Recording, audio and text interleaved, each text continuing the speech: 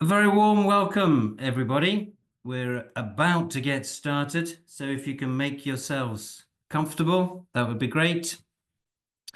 While we're waiting for everybody to join us, be great if you could, in the Q&A box, if you could give us a quick shout out, tell us where you are from.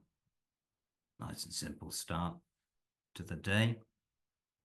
If you're just joining us, then this is our webinar on digital credentials and the Assured Certificate in Education. Going to do a few introductions while people are joining us. My name's John Shackleton. I work for the British Council. I'm based in the UK and I look after our work in the professional learning teacher educators, of which, of course, the Assured Certificate is a very prominent part. And I'm joined by a colleague, Shirin Soyuz. Shirin, did you want to say hello? Hello, hi everyone, welcome. Thank you very much. And we're also very privileged to Easy be to see joined you. today by Joe Bell from City and Guilds. Joe. Thanks, John. Hi, everyone. Great. Okay, then. So please do continue with the shout out. Tell us where you are from. That would be great. And we'll get started. As always, we're going to do a little bit of housekeeping to start with. As I was saying, the Q&A, that's for questions and comments. Anything you want to ask myself or Shirin or Joe as we go through. If there are lots of questions, lots of comments, we might not be able to get to all of them, but we will do our best. And we do have the option, unusually, at the end of this webinar, question and answer session, to turn on your mics. So you do have the possibility of asking a question in real time using your own voice. Isn't that good? We're going to record this session. We are recording it, in fact, and that will be available on our YouTube channel. And we'll send you to the link as soon as we've edited it and uploaded it so that you can review or circulate to anybody that you know, part of your ACT cohort, for example, who wasn't able to join us today. Okay, confirmation of the introduction.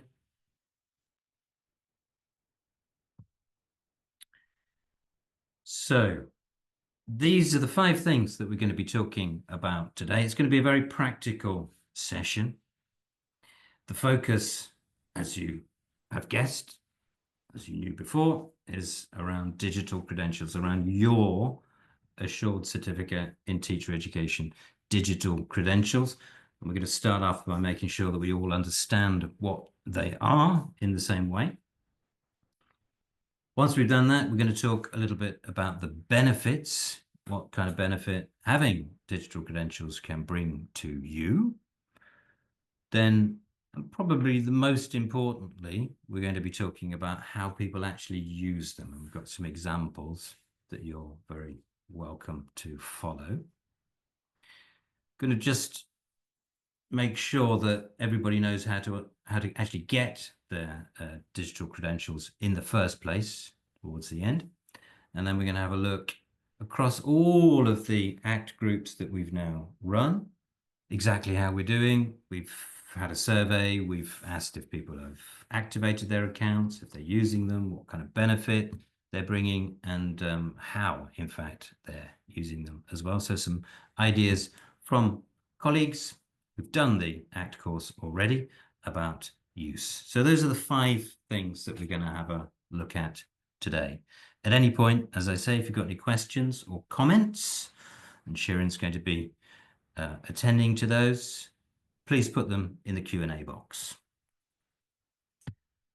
So, what are they? What are digital credentials? I always like to start with this kind of definition to make sure that we're all clear what it is exactly that we're talking about. So, it's a badge, easy to share, and importantly, fully verifiable. Okay? It's like a digital certificate. It's safe. Can't lose it. It's a great way of storing and describing in a way that a paper certificate, unless it's 15 pages long, can do. So it's a way of making sure that anybody who's interested in your qualifications, they understand exactly what kinds of knowledge and skills and behaviors that you acquired on the ACT program. Okay, so it's a safe way of giving comprehensive information about your learning pathway in relation to the ACT, and therefore, importantly, what the basic learning value is of the program that you followed. And because of those two things, then it's a way of instantly showcasing what you've got and what you have done to any audience.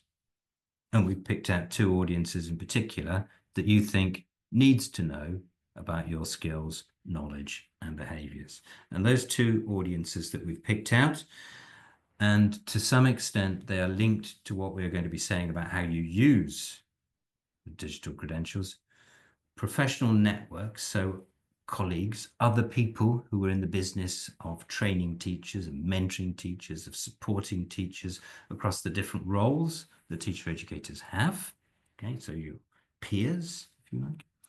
And the second category, very important category, and Joe's going to be talking a little bit about that as well, about potential employers, because one of the big functions, of course, of certificates, qualifications, badges, is to demonstrate to a potential employer that you have the skills and the knowledge, and you can prove that you have the skills and knowledge that are required for a particular employment opportunity. Okay, so just to reinforce that then, detailed information. You can't lose them. I don't know if anybody's ever lost a certificate and spent a lot of time trying to find it and then contacting the university, for example, that issued it, saying, could you send me a copy? Keeping all of your certificates in a fireproof box, that kind of thing. Well, because we're living in the 21st century, digital credentials take away that fear of losing what you were given 30 years ago, in my case, on paper. How do you share paper certificates? I know a lot of people, doctors, for example, they've got them on their wall, okay, which is great if you're going to visit the doctor. But what digital credentials clearly do, and the advantage that they have, is that they're very easy to share and very easy to share widely. Okay.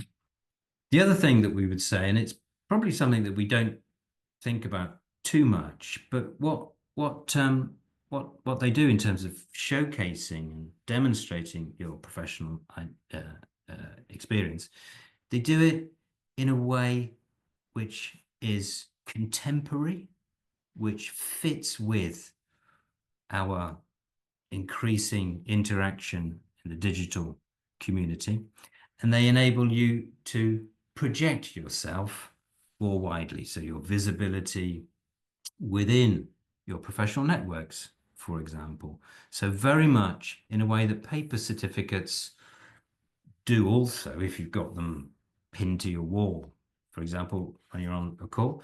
But they enable, digital credentials enable you to do that in a much more contemporary way, in a much easier way, right? And in a way which really does showcase your identity, add to your profile, your social media profile. Visibility, that's clear within your professional networks. We've talked about it. And showcasing to potential employers. So that's, for us, a definition of what credentials are, a little bit foregrounding about how they're used and what benefit they bring, and to some extent, the different kind of function that they can have to the paper certificates that you may have got in your drawer or above your head as we're talking right now. Okay then, Sharon, are there any questions or comments or anything that's come in? Anything that anybody wants to ask about?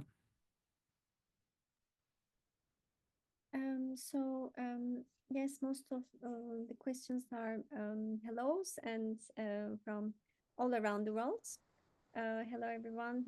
Some familiar names as well. So we have participants from Pakistan, Brazil, Nepal, Kazakhstan, Senegal, so Mexico, and USA. Excellent, welcome. So not questions, not any questions for now.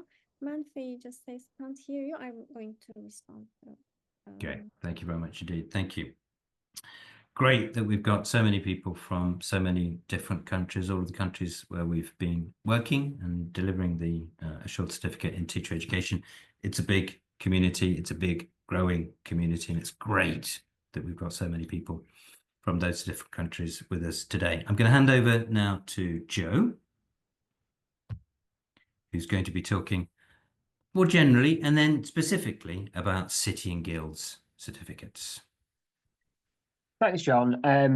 Hi, everybody. So obviously some of the things on this page slightly kind of echo what John was saying there about the benefits of digital credential, and often we do compare them to paper certificates, as John was saying there. You know, I often use that analogy myself about you can show people your certificate, but if it's up on your wall in a frame, then you'd have to invite them to your house. They're very static. The other limitation of paper certification is that often you're trying to get the information from one A4 sheet of paper, and usually what will appear on a certificate is just the name of a program. And that leaves the reader, whether that's a potential employer or somebody in your professional community, to make assumptions and guess about what was actually in that program. What are the skills? You know, I can see that the program's called this, but what were the actual skills? What's the experience that you've been through as an individual to develop your skills? Credentials solve that problem because behind the face, the image of the credential, the badge, anybody that clicks on that badge goes through to the metadata, which explains the skills that this person has. So for a potential employer, it can be really clear that this person has got verified skills. And it's our purpose. I'll talk a little bit about City and Guilds. I think there's another slide that talks a little bit to what we do, but our purpose is about getting people into work, getting people into the job, and helping them progress through their career. We're a global skills charity, and that is what we live and breathe, enabling people to progress in their career. So adopting digital credentials for everything that we do, because now any City and Guilds program, qualification, apprenticeship, anything where we issue something to learners is backed up with a digital credential. These are a global skills currency. And as you can see from this slide, for our credentialing, before the end of the year, we'll hit 1 million credentials issued, and we're only part of this. We're only part of the picture. There are other skills credentialing organisations out there, and these are a global skills currency that will phase out paper certificates, because the other thing with paper certificates is they are not environmentally sustainable. You know, we still print a lot of paper certificates alongside credentials, but I'm hopeful that in the next 5 years, paper certification will be completely replaced by digital credentialing. I'll talk a little bit about City and Guilds. I think there's 3 elements to the picture here in terms of your program and what you're going to achieve at the end. And actually, digital credentials as a concept are really only the carrier of a message. Yeah, a digital credential in and of itself is not really valuable unless the skills that it recognizes are of value to the audience. So let's say the audience is a potential employer who's looking for somebody with train the trainer skills, let's say in simple terms. So the 3 elements are the program itself. So that's the program that the British Council have put together and deliver to people on the call today. The credential is the way that you show that you've got that program. But the 3rd element is, how do we know that that program is high quality? What checks and balances and scrutiny have gone into that program?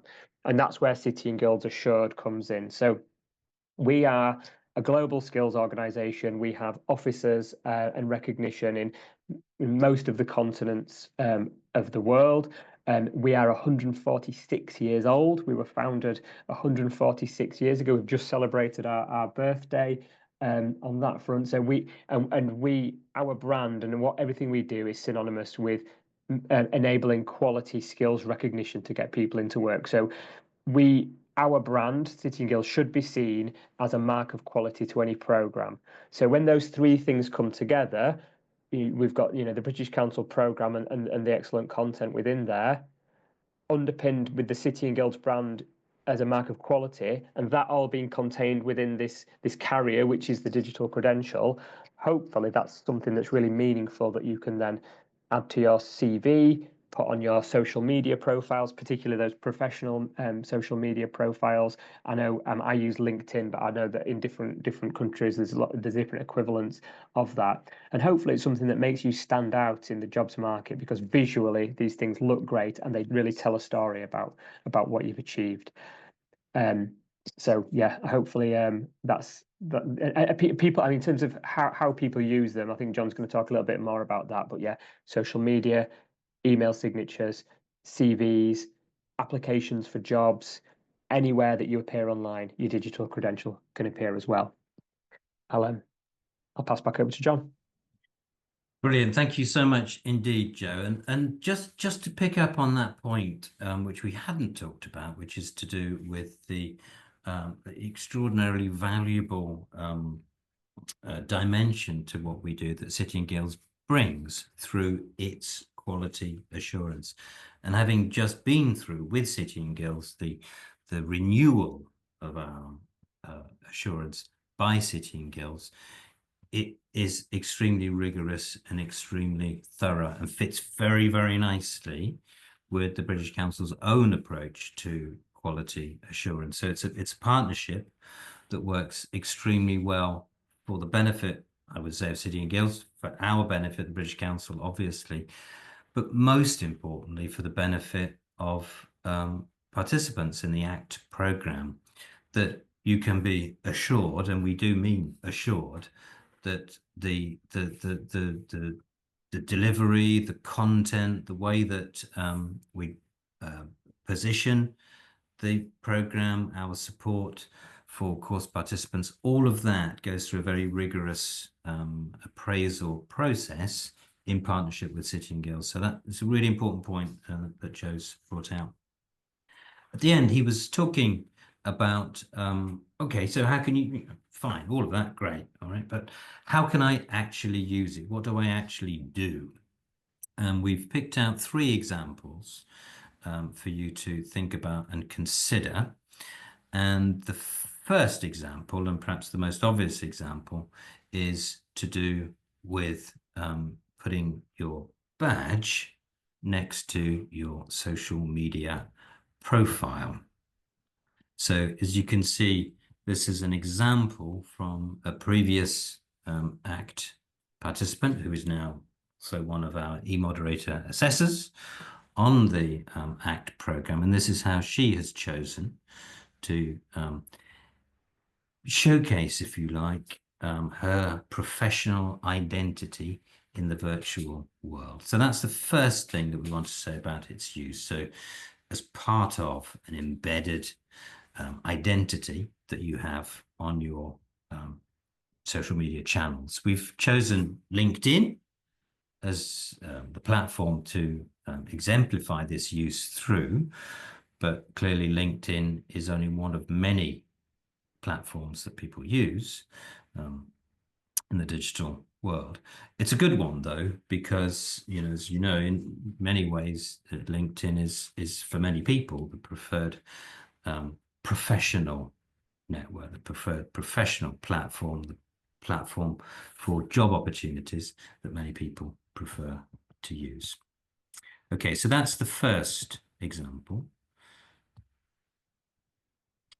The second example, and this is from a fictitious person, I have to admit, called Samira Alcaraz. And if there is anybody in the audience called Samira Alcaraz, totally unintentional. And this example here is about a very simple one. In my world, though, I don't have much of an identity in the virtual world, but in my world, this is particularly effective, embedding that certificate in your email signature. Seems very simple, but it's got a lot of reach, for people that use email, myself, for example, regularly. So that's the second use, embedding the badge, digital credential in your email signature. And then the third example, I'm sorry. I'm sorry.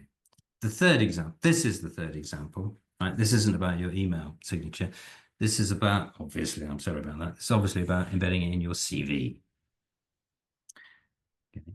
So instead of having to attach a whole load of paper certificates, this is a great way, as we were saying right at the beginning, of showcasing to a potential employer that you've got this certificate, and importantly, as Joe was saying, what having this qualification actually means in relation to your skills, knowledge, and your experience that you had on the learning program.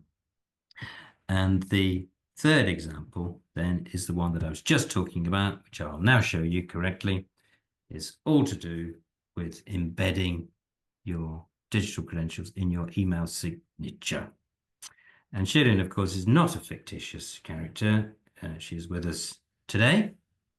And I'd be interested to ask her, actually, did you do this specially for the webinar, or it is something that you do actually have? No, unfortunately, John, because I'm an assessor, and for assessor we don't have the certificate, but I would love to, of course. I wouldn't miss that opportunity if we had. Yes, it would be really nice, I think, because it's also clickable. When people click on it, they can, and this takes them to the page in which they can see more about it. So it's very practical, I think. That's sorry to interrupt. That's a really good point. A lot of people clip the image of the credential to put under their email signature, which looks nice, but I think my key piece of advice would be make sure you embed the link within that as well, so it is clickable, because that's when the power really comes. If somebody can click on it, go straight to the information and the metadata. So yeah, it's a common kind of missed opportunity where people just put the picture there and don't think about the detail. Brilliant. Okay, then. So before we move on to the final section, we've looked at definitions, we've looked at benefit, we've looked at particular kinds of usage. Are there any comments or questions that have come in, Shirin, that you think we ought to stop and deal with? Yes, Nadia asked, how long the City and Guild certificate is valid for? So Good question. Joe?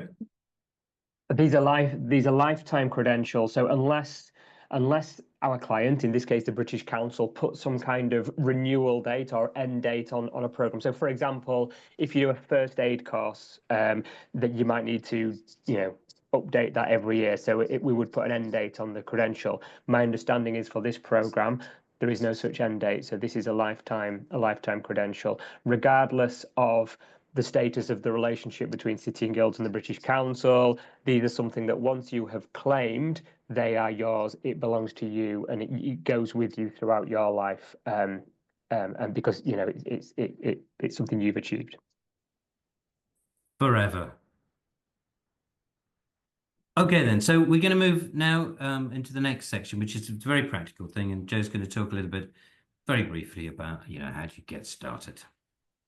I mean, really, there should be very little for you to do as a what we call an earner, somebody who is receiving this. So essentially, there's a process between City and Guilds and British Council, where the British Council, through a platform, will inform us of your completion of the programme. Essentially, they go on and will say, this individual has successfully completed the ACTE programme. They will provide an email address to us at that point, and we issue the credential direct to that email.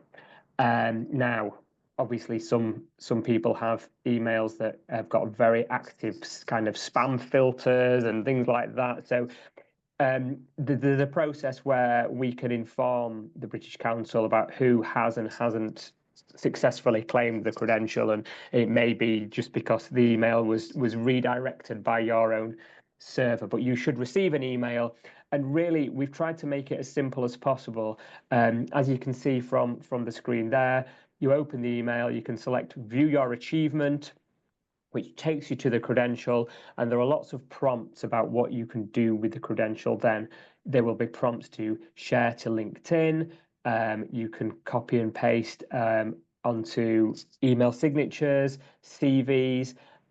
It's quite a straightforward process, and I think John has just shared the Getting Started, or somebody's just shared the Getting Started guide in the chat as well. So yeah, this is something you don't need to go searching for it. You will receive it to your inbox upon completion. And really, I think within a week of completing the program, you should have the email, and I'm sure John and the team will be on the case with that. And yeah, as we've said, there is hopefully a clear instruction about share credential, and I would say share it. The whole point of these things is for you to be able to celebrate and be recognized for what you've achieved. So use the share credential function. You know, we want people to see this, to see the skills that you've developed, and you know, it's a great way to show what you've done. So yeah, please do share far and wide on whatever your chosen platform is. I embed mine within my email signature as well. I share mine on LinkedIn. And if you type in to any on LinkedIn, if you type in view my verified achievement in the search box, you will see just how many people are sharing credentials on a daily basis on LinkedIn. It is very active in terms of the different types of organizations that are issuing these and the different people that are sharing them. Thanks very much, Joe. So now we're going to come right down to yourselves. And as you will know, that we conducted a brief survey to find out a little bit more about a number of different things that relate to downloading, using and understanding of the benefit. And Sharon is going to very kindly let us know what the results of that were. Well, thank you so much for participating, sharing your feedback and views with us. So we wanted to find out more about your experience with the digital credentials, and over 65% of our participants have successfully downloaded their credentials. And there are some challenges remain, such as the lack of knowledge about the process or uncertainty regarding their usage. And you have requested for more awareness about the benefits of the credentials and practical examples of their use and technical guidance. So that's why we actually want to design this session. And the most common applications include adding credentials to CVs, 61%, and LinkedIn profiles, 44%, and showcasing their relevance in professional context. So there are, of course, more, but these have been the most common applications. And while challenges like access issues and usage uncertainty exist, 42% of our participants find digital credentials extremely beneficial. And many of our participants need these credentials for career advancement and for professional visibility. And most importantly, as you know, the course stand out for its practical value, and skills like conducting online workshops and designing training sessions are assets that make these credentials very relevant for us. One of the most important points I want to share this, when you share your digital credentials widely, you not only showcase your own achievements, but also help increase awareness about the value of these credentials among others, because ACTE as a course, especially as you know, is a very challenging one, requiring a significant effort, dedication, commitment. So we all know this, and by sharing our accomplishments, you actually you highlight the hard work that you have invested, allowing others to appreciate the value of this course and what it represents. So it's quite new, and it adds to the course's credibility. So the more these credentials are shared, the more they gain recognition as a mark of excellence, because as we know, making your efforts should be deserve to be more visible. And also when we share, we also engage with the community of credential holders to build your professional network. And yes, in the future, we may also have plans about this. So we are discussing about this. So that's brief information about this. So we'd like to encourage you to make most of these credentials for your own career, and also to increase its visibility, so that it will make your efforts more visible and impactful for the future. Thank you very much indeed, Shirin. Agree entirely with what you're saying. Are there any comments or questions, anything that people would like to know more about? Leos asks, when could we receive the email to activate the account? Okay, so this is ACTE China. It has just finished, and you have just received your British Council certificates. Sorry, you have just had the award ceremony. So right after the award ceremony, we submit your details to the City and Guilds, which will happen next week, and then after this, it takes a couple of weeks for City and Guilds to send this email, so you will receive it before the new year, hopefully. So in the next 2-3 weeks, you should receive an email from City and Guilds. So it takes like 2-3 weeks after the award ceremony, so you can calculate it. So perhaps ACT Brazil has received or about to receive, and ACT China will receive in the next couple of weeks, and the other ACT courses are still ongoing. So that's how you can estimate the time. And do you give credentials only for ACTs? Mame asks John. You know, that is such a good question, and such a timely question as well. So our experience that the digital credential and the partnership with City and Guilds brings to us, the British Council, and therefore brings to you as participants of the ACT programme, has been really, really good and really, really positive. And we would like definitely to explore the possibility of other kinds of programs for teacher-educated learning, in particular. As you know, as many of you will know, we have other programs like the Community Practice Leader Support Program, for example. We've got the introductory course to ACT, the LPAC, that many of you have done. So we are now talking about and considering the possibilities for to add those courses, for example, to the portfolio of programs that are assured by City and Guilds and delivered by the British Council. It's a great question, and I'm glad you've asked it. We have plans in that area, right? But we haven't actually decided on anything at the moment. And when we do, you will be the first to hear about it.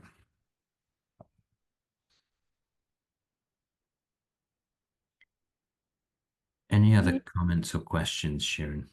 Arzona is saying, thank you for sharing. We hope we'll improve and get information about the program. Yes, so some of our participants will start soon, and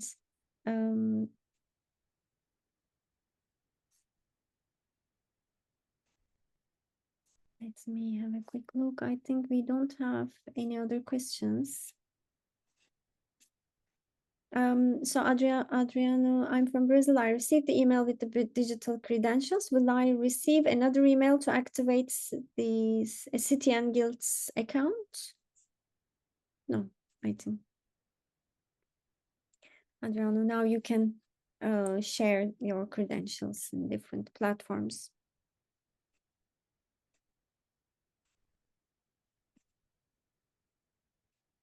Okay.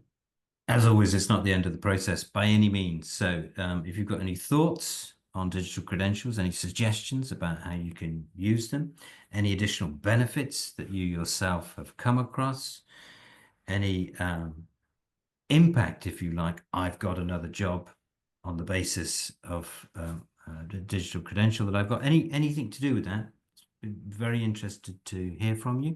There are email addresses there, so just do drop us a line. And that really comes to that question that was asked earlier about do you have any plans for future programs being assured and accredited? That to some extent depends on the perceived value and the demonstration of that perceived value of yourselves. So the more people say, yeah, this is a really good idea, it brings us a lot of benefit, this is how I'm using them, then the more arguments, or the stronger the argument is, for including more programs that have this kind of feature to it.